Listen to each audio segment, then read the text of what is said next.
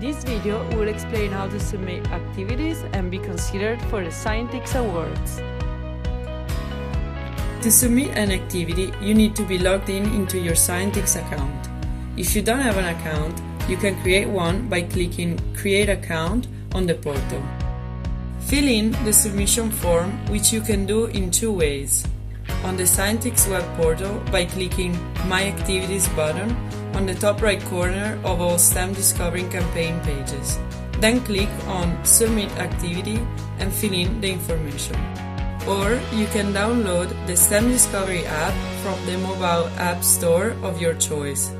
Sign in with your Scientix username, then click on the blue circle with the arrow on the top right corner and fill in the information as instructed.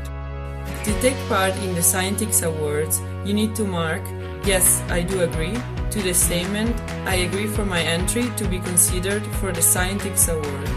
You can submit as many activities as you want to the Scientix Award.